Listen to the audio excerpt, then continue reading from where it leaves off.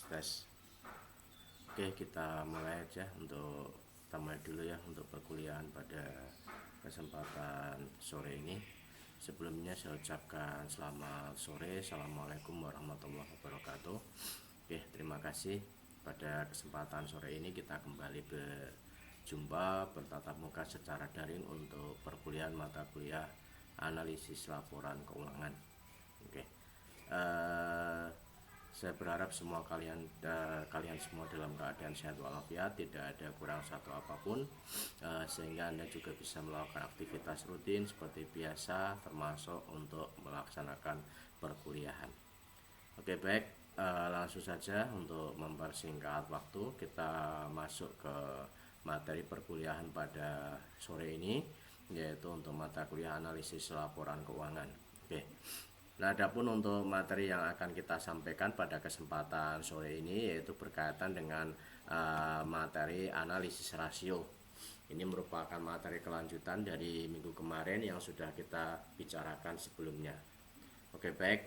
Untuk itu langsung saja kita bisa simak sama-sama untuk paparan daripada materi perkuliahan untuk sore ini. Oke, jadi seperti yang sudah Anda ketahui bersama ya, bahwasanya di sini analisis rasio ini merupakan salah satu analisis ya yang menggambarkan hubungan suatu ya, hubungan pembangunan antara jumlah tertentu dengan jumlah yang lain. Oke. Dimana di sini kita bisa melihat bahwasanya di dalam analisis rasio memang ada beberapa sumber data. Yang pertama bisa balance sheet ratio, kemudian bisa income statement ratio, atau mungkin investment ratio ini. Oke. Nah, sekarang kita akan masuk ke analisis rasio yang berkaitan dengan analisis modal kerja atau analisis likuiditas. Oke. Jadi likuiditas di sini merupakan posisi perusahaan yang mana di sini perusahaan memiliki kemampuan di dalam melakukan berbagai macam pembiayaan dan juga di sini berkaitan dengan kemampuan di dalam memenuhi kewajiban-kewajibannya. Jadi kewajiban-kewajiban di sini tentunya adalah kepada pihak-pihak eksternal, yaitu di sini kewajiban-kewajiban yang memang sudah jatuh tempo. Sedangkan pembiayaan di sini adalah berkaitan dengan kegiatan rutin yang dilakukan oleh perusahaan itu sendiri. Oke. Jadi ketika perusahaan memiliki kemampuan di dalam melakukan pembiayaan rutin, kemudian perusahaan memiliki kemampuan di dalam memenuhi kewajibannya yang sudah jatuh tempo, maka di sini bisa dikatakan bahwasanya perusahaan dalam posisi liquid.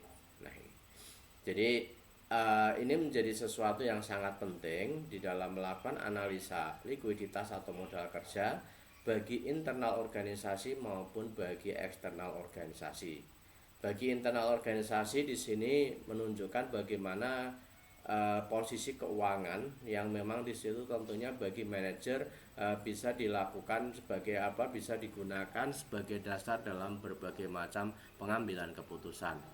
Sedangkan bagi eksternal ini juga memiliki kedudukan yang sangat strategik, di mana di sini bagi bagian kreditur tentunya ini nanti bisa dijadikan sebagai dasar bagaimana kemampuan perusahaan untuk melunasi kewajiban-kewajibannya.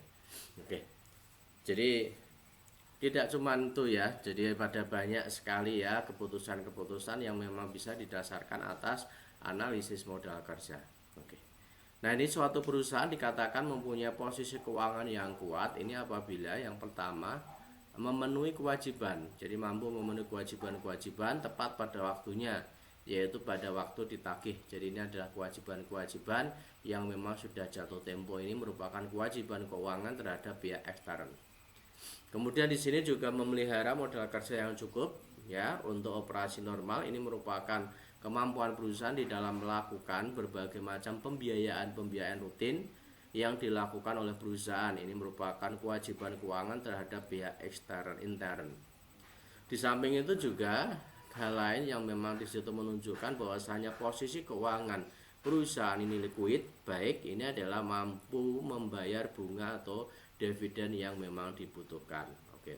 Jadi ketika perusahaan di sini struktur modalnya berupa kepemilikan saham, maka di sini kewajiban bagi perusahaan untuk membayarkan dividen kepada para pemegang saham. Nah ini. Oke. Kemudian yang berikutnya adalah keempat adalah memelihara tingkat kredit yang menguntungkan. Oke.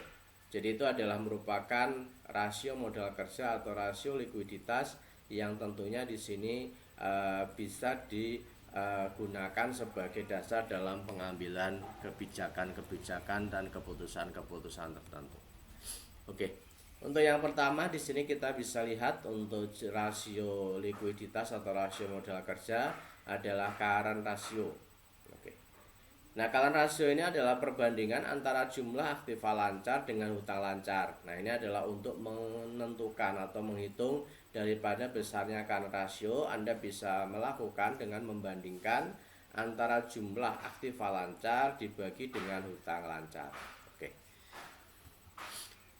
Nah, di sini untuk current ratio menunjukkan tingkat keamanan margin of safety kreditor jangka pendek atau kemampuan perusahaan untuk membayar hutang-hutangnya. Jadi di sini kalau kita melihat daripada berapa besar persentase rasio current ratio ini, tentunya di sini kita bisa menentukan bagaimana ya tingkat keamanan atau margin of safety daripada kreditor untuk jangka pendek. Karena ini menyangkut daripada kemampuan perusahaan untuk membayar hutang-hutang tersebut. Jadi jelas di sini tampak ya bagaimana kita membandingkan antara aktiva lancar dengan hutang lancar. Nah, ini tentunya berapa besar daripada hutang dan berapa besar daripada aktiva lancar ini tentunya berpengaruh terhadap kemampuan perusahaan itu sendiri. Makanya di sini kalau kita melihat kemampuan perusahaan membayar hutang-hutang, berarti di sini asumsinya menunjukkan bahwasannya total atau jumlah daripada aktiva lancar yang dimiliki oleh perusahaan itu tentunya jumlahnya lebih besar dibandingkan dengan hutang yang dimiliki oleh perusahaan. Kemudian di sini, namun demikian ini tentunya juga tidak menutup kemungkinan ya hasil analisa nanti menunjukkan dua kemungkinan, nilai current ratio terlalu tinggi atau mungkin nilai current ratio yang terlalu rendah. Nah, untuk nilai current ratio yang terlalu tinggi ini bukan menunjukkan satu indikator yang baik juga, karena bisa jadi ketika kita melakukan perhitungan di mana current ratio yang terlalu tinggi ini justru menunjukkan adanya kelebihan uang kas ya atau aktiva lancar lain dibandingkan dengan yang dibutuhkan sekarang atau tingkat likuiditas yang rendah daripada aktiva lancar dan sebaliknya. Oke, jadi itu adalah merupakan hasil analisanya. Jadi ketika current rasio yang terlalu tinggi ini berarti di situ menunjukkan bahwasanya kas yang dimiliki oleh perusahaan itu sangat banyak ya ini, atau dengan secara umum adalah aktiva lancar. Ya memang kalau kita bicara tentang aktiva lancar tentunya unsurnya tidak hanya kas saja, tetapi ada kas, ada persediaan, kemudian ada piutang. Nah, sehingga di sini tentunya nanti kira-kira bagaimana komposisi daripada masing-masing. Namun demikian ini tentunya bisa kita lihat bahwasannya untuk ketika terlalu tinggi maka indikasi yang pertama ada kemungkinan uang kas yang ada dalam jumlah yang terlalu banyak. Nah, ini beberapa faktor yang memang harus dipertimbangkan sebelum membuat kesimpulan akhir dari analisis current ratio. Jadi di sini dari hasil perhitungan current ratio di sini memang kesimpulan nanti bisa kita ambil. Namun demikian hal-hal yang juga perlu diperhatikan di dalam membuat satu simpulan di sini tidak hanya mengacu pada hasil analisis current ratio saja, itu tidak, akan tetapi di sini juga bisa kita menggunakan faktor-faktor yang memang di situ berkaitan dengan current ratio ini.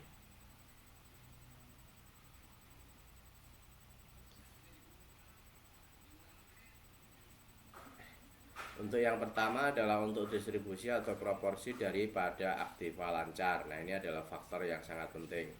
Bagaimana komposisi daripada elemen-elemen yang ada di dalam aktiva lancar itu. Nah, ini tentunya nanti bisa diperhatikan. Jadi tadi bahwasannya memang aktiva lancar, ada kas, ada piutang, ada persediaan. Nah, ini kira-kira bagaimana komposisinya? Apakah kasnya ini memang besar, atau mungkin justru persediaannya, atau mungkin piutangnya, atau mungkin aktiva lancar yang lain. Nah, makanya di sini perlu diperhatikan ya, sehingga di situ nanti di dalam proses pengambilan keputusan, kesimpulan yang didasarkan atas hal tersebut ini sangat-sangat membantu sekali. Oke, baik. Itu yang pertama. Kemudian yang kedua adalah data tren ya, data tren daripada aktiva lancar dan hutang lancar. Jadi bagaimana data-data yang ada ini menunjukkan satu gejala-gejala tertentu ya. Kita bisa melihat data tren yang ada tentunya dengan membandingkan data-data yang kita gunakan di dalam melakukan analisis dalam beberapa waktu terakhir ya. Misalkan 2-3 tahun, 4 tahun terakhir, ataupun mungkin lebih. Nah, sehingga di situ kita bisa melihat bagaimana kecenderungan atau tren yang terjadi pada data yang ada, baik itu aktiva lancar maupun pada hutang lancar. Kemudian untuk yang ketiga, ini adalah syarat yang diberikan oleh kreditor kepada perusahaan dalam mengadakan pembelian ya, maupun syarat kredit yang diubah oleh perusahaan dalam menjual barangnya. Nah, ini jadi syarat yang diberikan oleh kreditor kepada perusahaan ini sebagai debitur dalam mengadakan pembelian maupun syarat kredit ini sangat penting sekali ya, karena ini tentunya berkaitan dengan pelunasan ya, pelunasan dalam artian apakah syarat ini adalah sifatnya lunak atau ketat. Kemudian di samping itu juga kapan jatuh tempo suatu hutang. Nah, ini sangat penting sekali, sehingga perusahaan harus mampu mengelola ya, menginventarisir daripada hutang-hutang yang dimiliki, kapan jatuh temponya, dalam jumlah berapa, kemudian kepada siapa. Nah, ini sehingga nanti kita bisa tahu atau perusahaan bisa tahu mana hutang-hutang yang memang harus segera dilunasi. Kemudian yang berikutnya adalah berkaitan dengan present value, nilai sesungguhnya dari aktiva lancar. Jadi di sini kita bisa mengetahui berapa sih nilai sesungguhnya daripada aktiva lancar. Tentunya di sini kita bisa mengetahui manakala untuk komponen-komponen aktiva lancar yang ada ini, itu beberapa bagian, beberapa elemen itu perlu dilakukan adanya proses penyesuaian. Jadi misalkan saja berkaitan dengan piutang. Piutang ini tentunya berkaitan dengan piutang yang memang berkaitan dengan piutang ini ya. Maksudnya piutang yang memang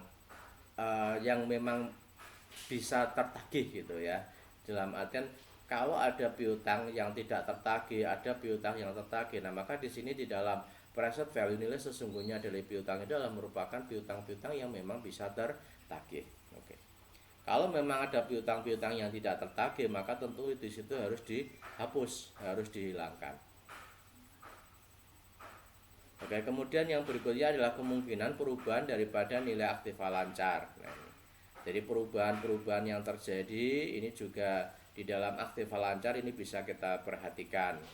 Jadi perubahan ini misalkan baik pada kas, ini merupakan saldo perubahannya memang sangat-sangat dinamis. Nah, ini perlu diperhatikan, atau mungkin berkaitan dengan perkiraan yang lain yang ada di dalam kelompok aktiva lancar.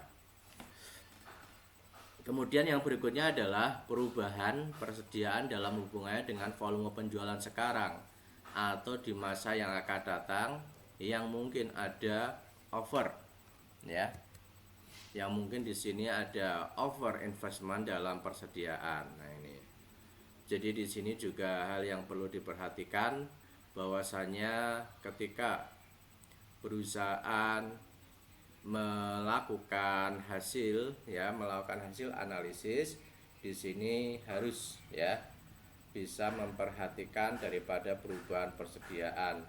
Memang kalau kita bicara tentang persediaan, ini tentunya adalah persediaan yang ada pada perusahaan dagang, bisa juga pada perusahaan manufaktur. Nah, tapi di sini kalau kita bicara tentang persediaan, memang di sini ada hubungannya langsung dengan volume penjualan. Di mana pada perusahaan dagang maka kecenderungan ketika volume penjualan di sini itu naik tinggi, maka di sini pun juga akan menunjukkan bagaimana perubahan daripada persediaan yang juga sangat tinggi. Oke. Kemudian kebutuhan jumlah modal kerja di masa mendatang ini juga perlu diperhatikan, karena bagaimanapun juga setiap perusahaan ini berusaha untuk ingin ya terus ya going concern untuk bisa terus melakukan kegiatan normal dalam perusahaan. Nah, sehingga di sini modal kerja inilah yang nanti harus mampu ya terpenuhi secara terus-menerus.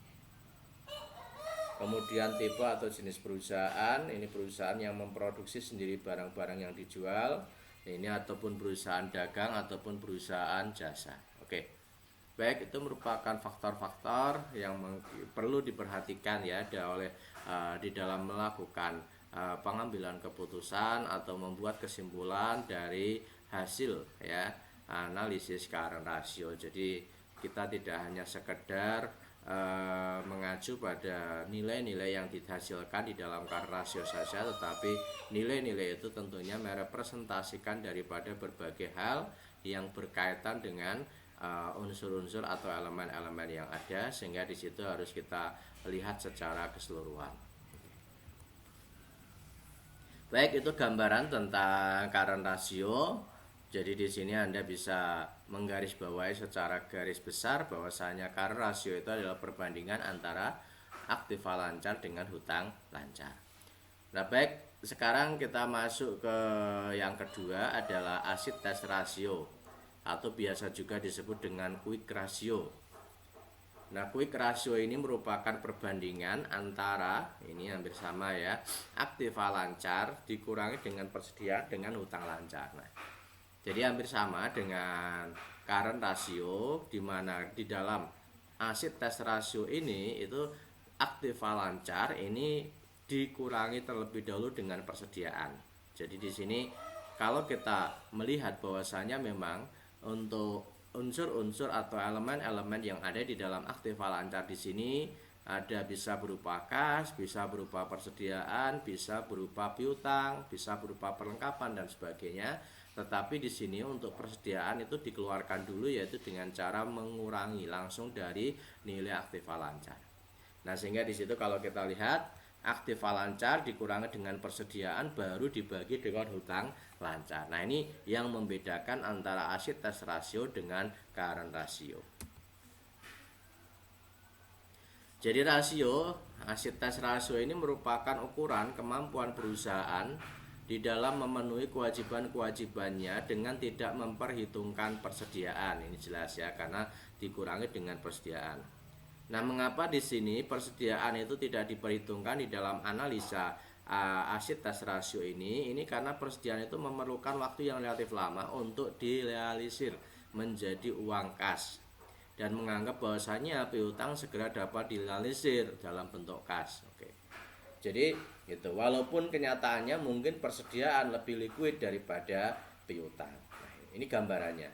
Jadi kita melihat di sini bahwasanya kalau di dalam metode periode perputaran daripada persediaan itu relatif lebih lama dibandingkan dengan periode perputaran daripada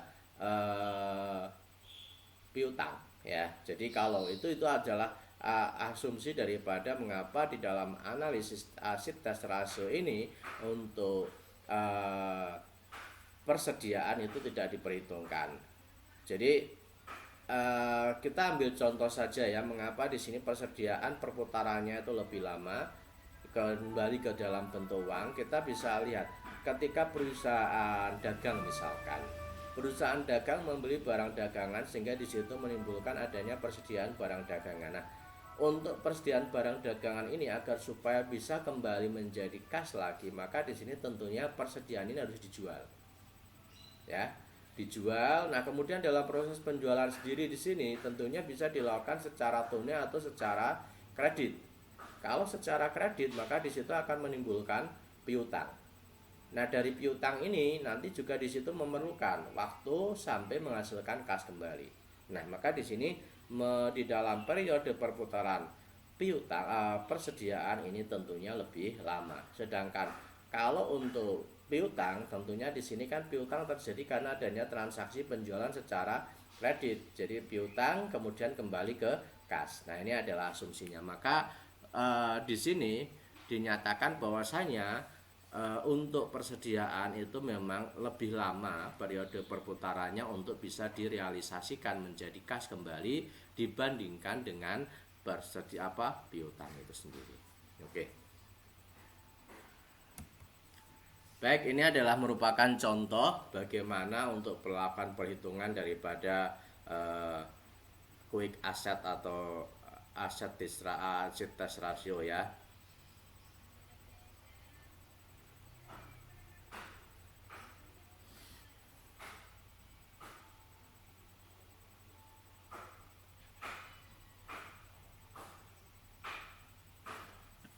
Oke, baik.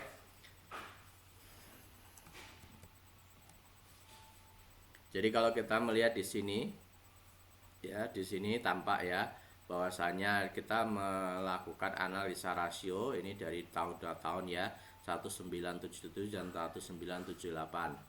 Di tahun 977 untuk kas ini sebesar Rp100.500, sedangkan pada tahun 78 ini hanya 60.000. Ini hanya contoh ilustrasi saja ya. Nah, dari sini tampak terjadi pergerakan daripada nilai kas, bahwasanya nilai kas di sini menurun. Kemudian untuk aset lancar lain ini berupa surat-surat berharga. Ini tahun 77 ini adalah 150.000 dan pada tahun 78 tetap yaitu 150.000.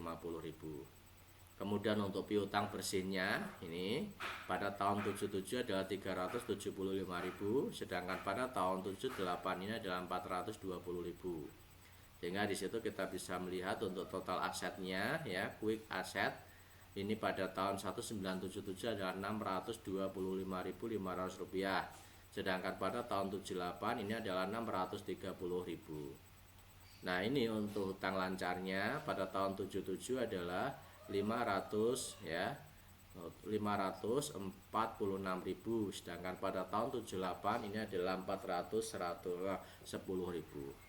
Nah, sehingga di sini kita bisa menghitung berapa sih aset tes rasionya. Nah, di sini tentunya adalah dengan membandingkan antara quick ya. Ini di sini kebetulan tidak ada persediaan, maka di situ langsung quick asset ya. Ini yaitu Rp625.500 dibagi dengan 546.000 ini pada tahun 77, sehingga diperoleh aset tes rasionya adalah sebesar 1,1. Sedangkan pada tahun 78 ini juga sama ya. Jadi untuk total quick assetnya adalah 630 dibagi dengan 410. Oke, sehingga di situ diperoleh 1,5. Nah, jadi dari sini tampak hasil daripada perhitungan untuk quick rasionya ya, bahwasanya di tahun 77 1,1 ini untuk quick rasionya, di tahun 78 ini 1,5. Oke. Nah, kita bisa memperhatikan memang pada tahun 77 di sini jumlah kas yang tersedia ini adalah besar 100.500, tetapi di sini juga kita melihat bahwasannya untuk hutang yang dimiliki juga dalam jumlah yang besar, sehingga di sini untuk hasil daripada aset tes rasionya ya ini juga tampak 1,1. Tetapi kalau kita memperhatikan piutang ini nilainya lebih kecil. Tetapi kalau di sini pada tahun 78 untuk kasnya ini ternyata sedikit kecil ya. Kalau kita memperhatikan dibandingkan dengan hutang ini adalah 410. Nah, ini. Jadi ini kalau misalkan ini adalah hutang lancar yang memang sudah segala jatuh tempo, maka tentunya di sini bagaimana kemampuan dalam perusahaan untuk memenuhi kewajibannya ini tentunya bisa kita lihat dari surat berharga ini ya. Ini kemudian juga bisa dilihat dengan piutang. Piutangnya selalu besar ini. Nah, piutang ini tentunya di sini juga merupakan piutang-piutang yang memang bisa diandalkan, dalam artian tentunya ini bisa segera dibayarkan oleh debitur sehingga nanti bisa digunakan untuk menutup daripada hutang lancar ini. Oke. Jadi ini gambaran-gambaran tentang analisanya ya, bahwasanya memang kita kalau melihat memang pada tahun 78 ini lebih besar hasil aset tes rasionya dibandingkan dengan tahun 77. Tetapi kita harus bisa melihat setiap elemen-elemen yang memang kita gunakan di dalam melakukan analisis aset tes rasio ini. Oke, baik.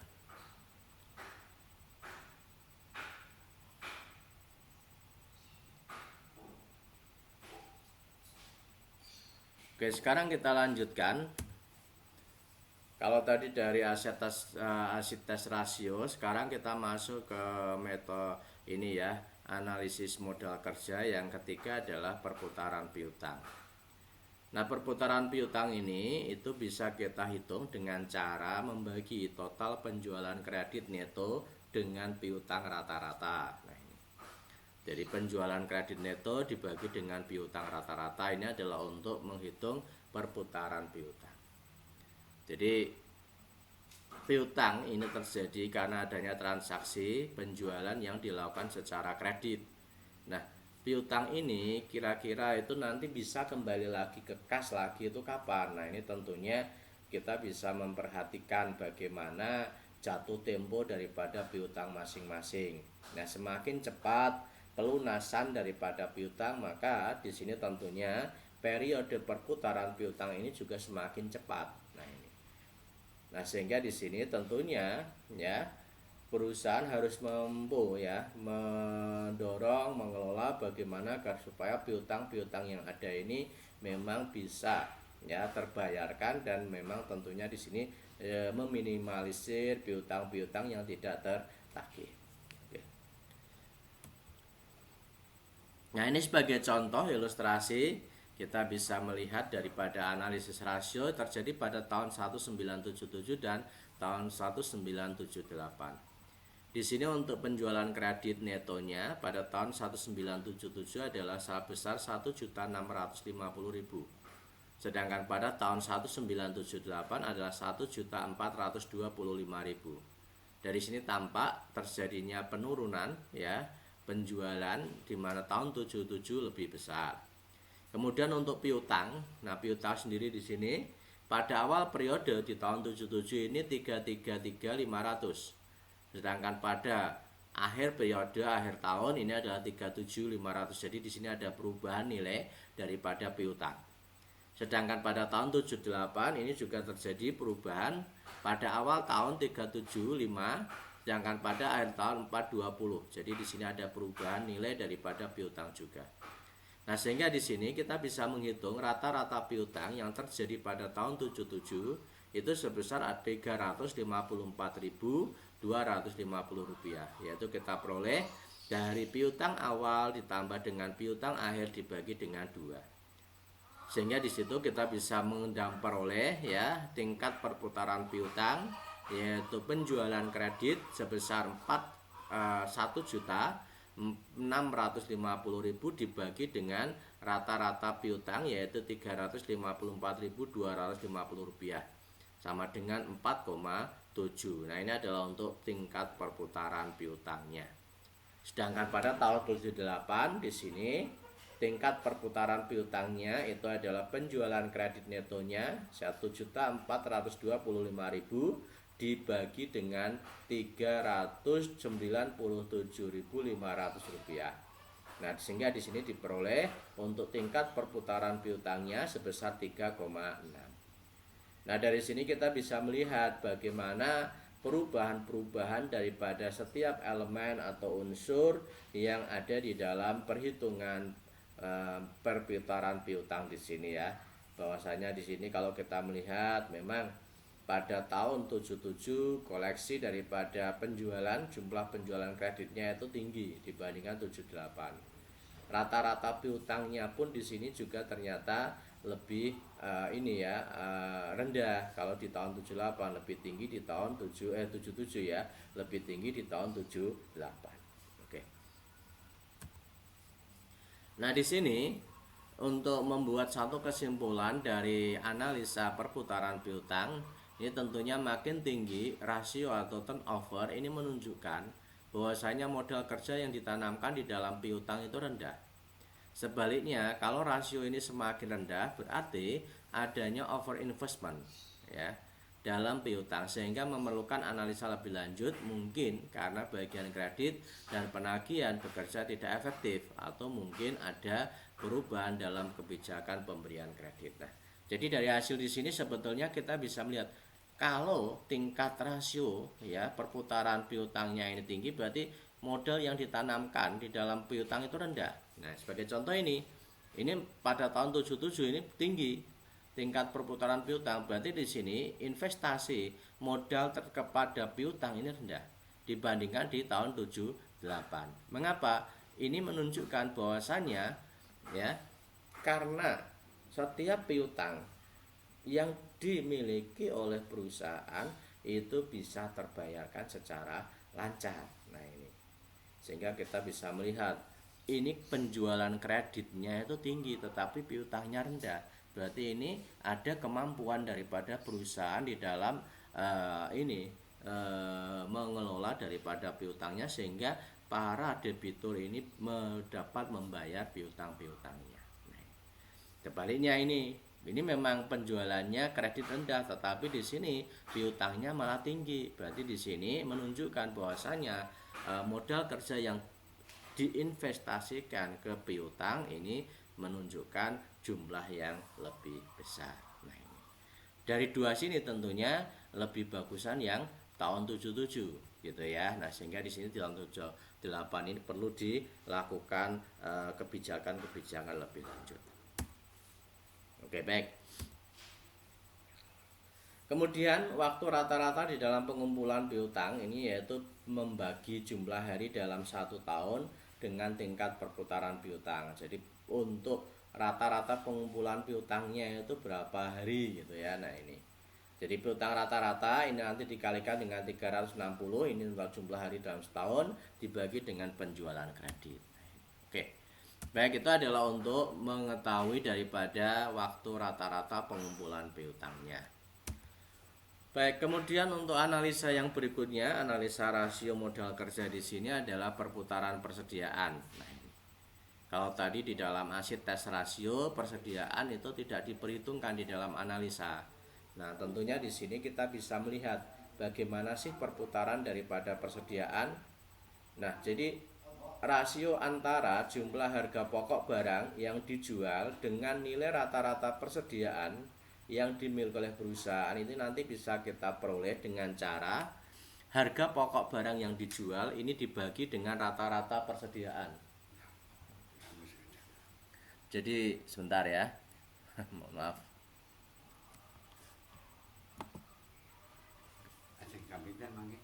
Ini kita ke kampung ini mungkin. Nggih. Nggih. Nggih. Nggih.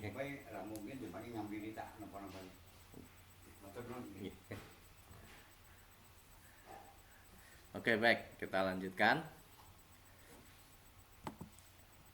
Jadi untuk perputaran persediaan ini nanti kita bisa peroleh dengan cara rasio antara jumlah harga pokok barang yang dijual dengan nilai rata-rata persediaan yang dimiliki oleh perusahaan. Jadi di sini nanti rumusnya harga pokok barang yang dijual dibagi dengan rata-rata persediaan. Oke. Nah, ini adalah untuk contoh daripada tingkat perputaran persediaan pada tahun 77. Sama ya, kita perbandingkan tahun 77 sama tahun 78. Jadi harga pokok barang ini ya pada tahun 77 adalah 1.200.000 ya, sedangkan 78 1 juta. Kemudian persediaan di sini adalah pada awal tahun sebesar 125, pada akhir tahun adalah 330. Sehingga di sini rata-ratanya adalah 227.500. Sedangkan kalau pada tahun 78 di sini awal tahun adalah 330, akhir tahun adalah 225. Nah, sehingga di situ untuk rata-ratanya adalah 227.500. Nah, dari sini tampak berapa besar daripada perputaran untuk persediaannya. Di mana pada tahun 1977 ini sebesar 5,3, sedangkan kalau pada 78 ini 3,6. Nah, ini adalah merupakan contoh daripada perputaran untuk persediaan bahan mentah. Kalau tadi ini adalah untuk persediaan perputaran yang berkaitan dengan persediaan barang dagangan ya. Sedangkan kalau ini adalah bahan mentah. Sama di sini kita bisa melihat berapa perhitungannya. Jadi persediaan bahan mentah, kemudian awal tahun, akhir tahun, rata-rata persediaan, kemudian jumlah penggunaan bahan mentah untuk proses produksi, kemudian baru kita perbandingkan.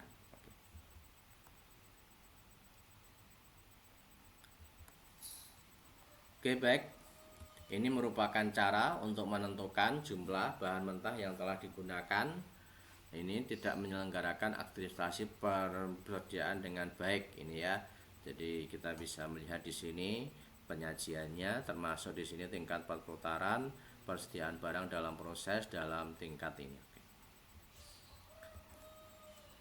Oke, baik.